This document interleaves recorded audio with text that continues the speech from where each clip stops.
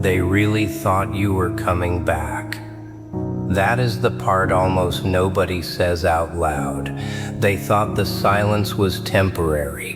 They thought the distance was a phase.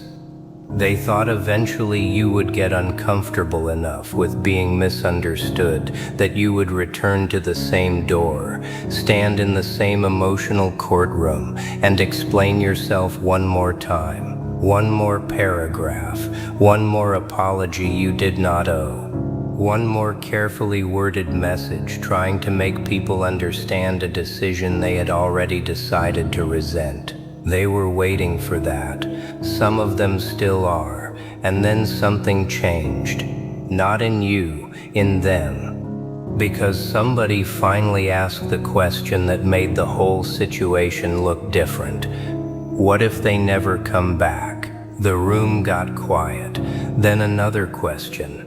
What if they don't need us to understand? That one landed harder, because suddenly your silence stopped looking unfinished.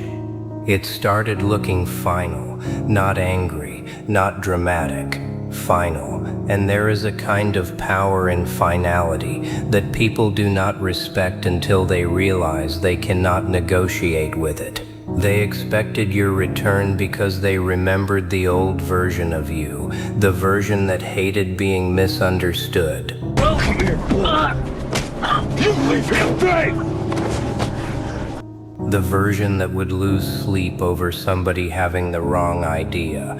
The version that could not leave a conversation alone if there was even a small chance someone walked away thinking badly of you.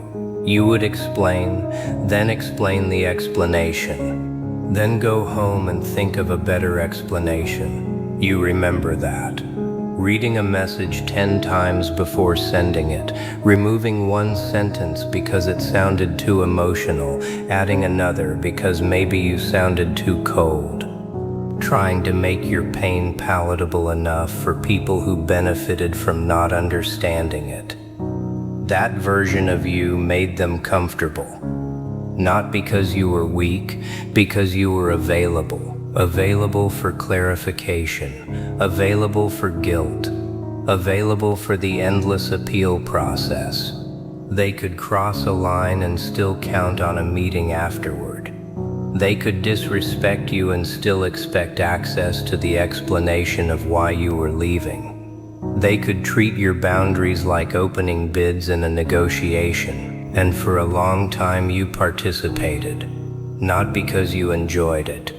Because you still believed being understood would change how they treated you. That belief kept you in rooms long after your body was telling you to go. Then one day, something inside you got tired in a way sleep could not fix. You stopped needing the verdict. That was the shift. You did not become heartless. You became unwilling to keep presenting evidence to a jury committed to the wrong conclusion. Big difference. They missed that. At first they thought you were cooling off. Give it a week, then 2, then a month. Someone probably said they'll reach out eventually. Said it casually too, like gravity. Like your return was not a possibility but a law. You always came back before. You always tried to repair things. You always hated loose ends, so they waited. And waiting is easy when you believe you still have leverage. Then the days started stacking. No message, no long explanation, no late night can we talk, no soft little opening to let them know the door was still cracked. Nothing. And that nothing began to bother them. Not because silence is mysterious, because silence removed their role. They could not argue with you.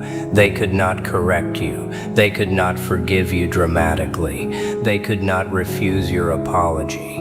They could not watch you defend yourself and use your defense as proof that you were still emotionally attached. There was nobody on the other side of the rope. They kept pulling anyway. That's when people start looking strange. When the fight continues after one person has gone home. Let's paint that moment properly. A conversation happens without you.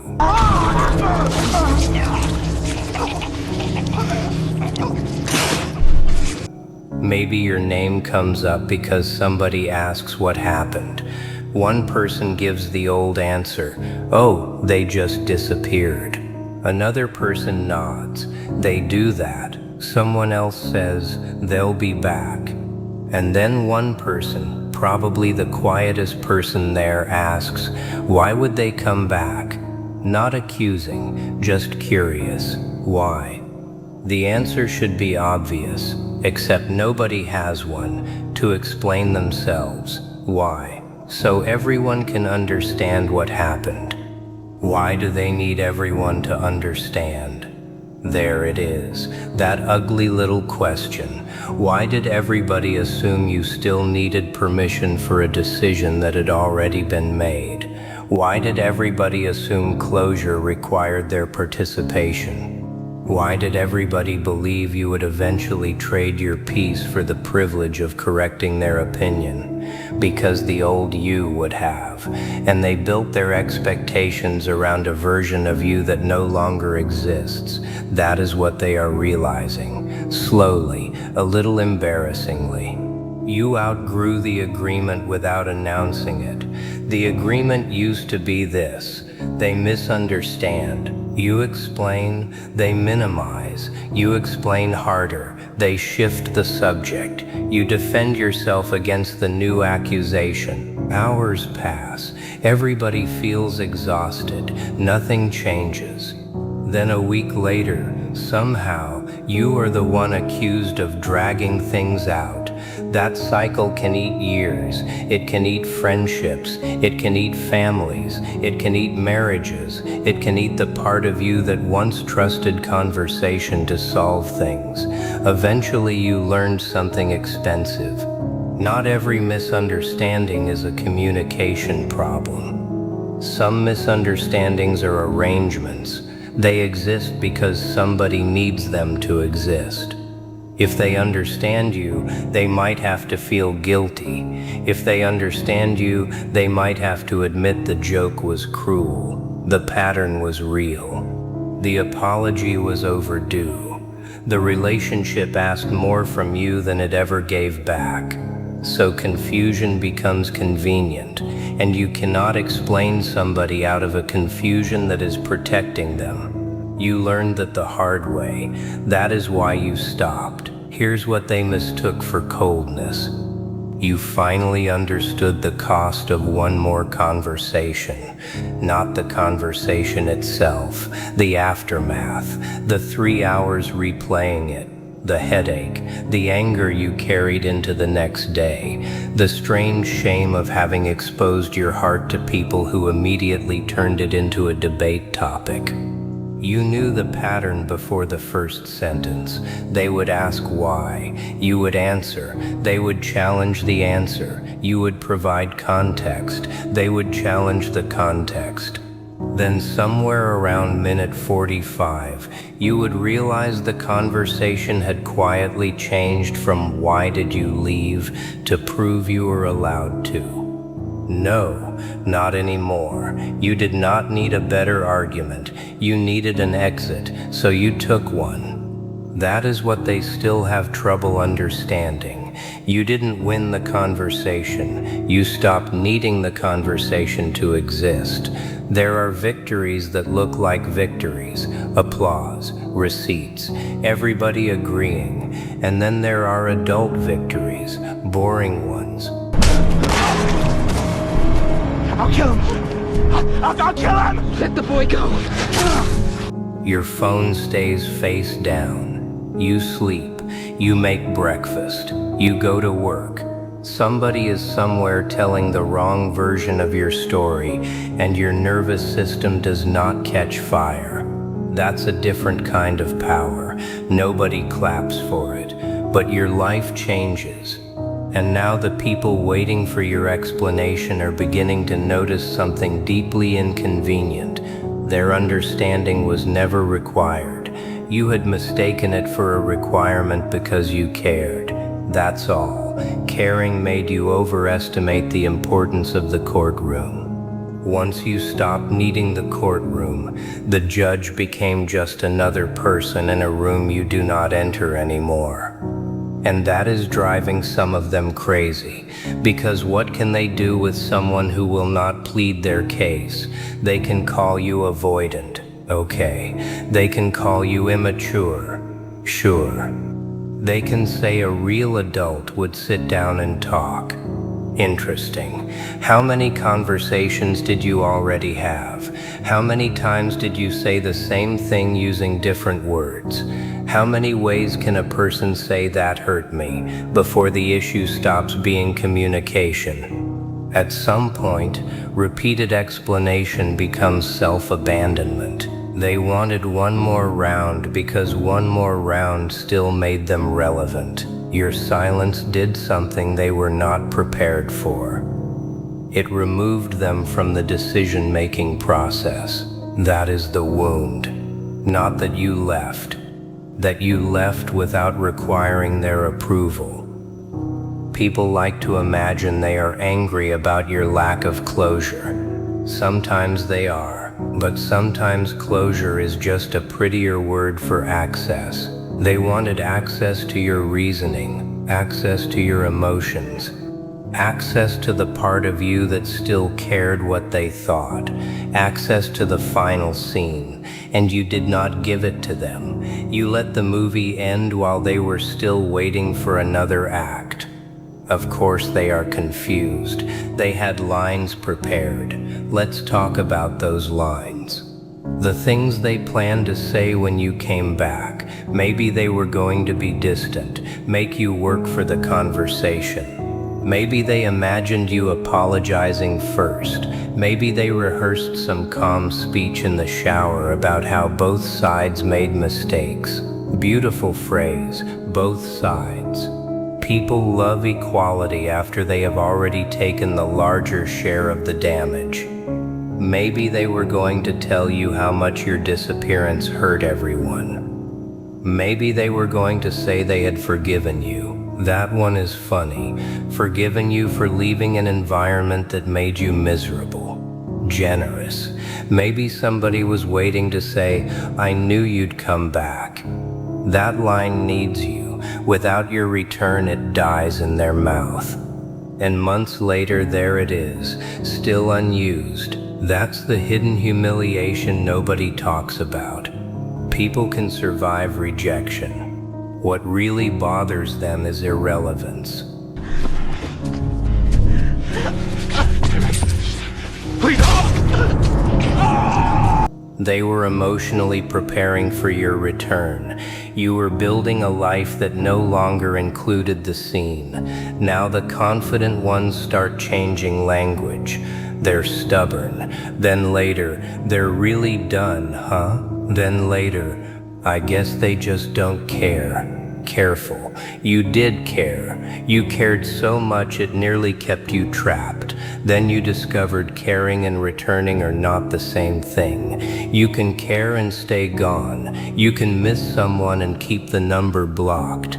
You can remember good years and still know the door leads somewhere you cannot live anymore. You can wish people well from a distance so wide nobody gets hurt by it. Humans hate this complexity. They prefer simple categories. If you love me, stay. If you leave, you never loved me. If you won't explain, you must be guilty. If you won't fight, you must not care. Life does not work like that. Sometimes the person who leaves cared the longest. Sometimes silence comes after 1,000 failed sentences. Sometimes the coldest looking boundary is built around something that was once painfully soft. They did not see the construction. They only saw the wall, so they called it cruel. But here's the reframe they cannot avoid anymore.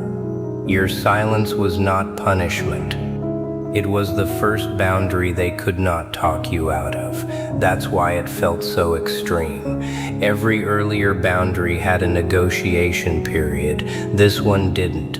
No committee, no vote, no final presentation. You simply became unavailable to the old pattern. And unavailable is terrifying to people who confuse access with love, because access had always been their proof.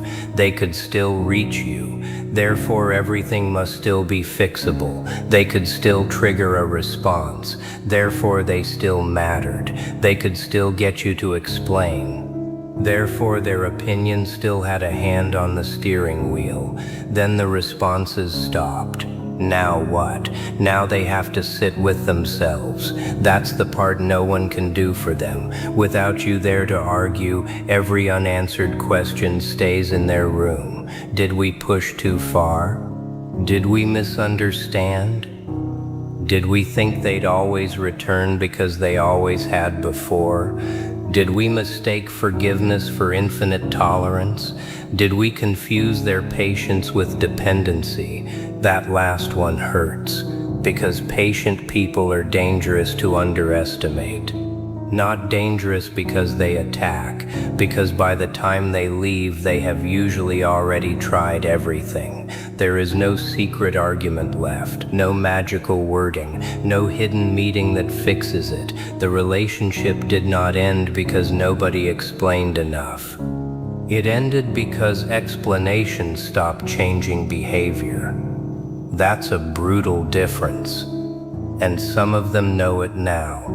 You can tell by the way stories soften over time. First you were selfish, then you were going through something, then maybe you needed space, then quietly someone says, honestly, I kind of get why they left.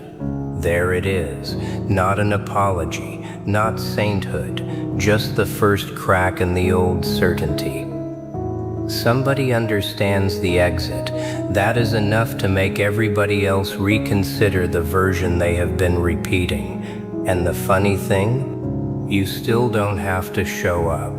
Your absence is doing more than your explanations ever did. When you were there, your words competed with people's defensiveness. Now time is the only speaker.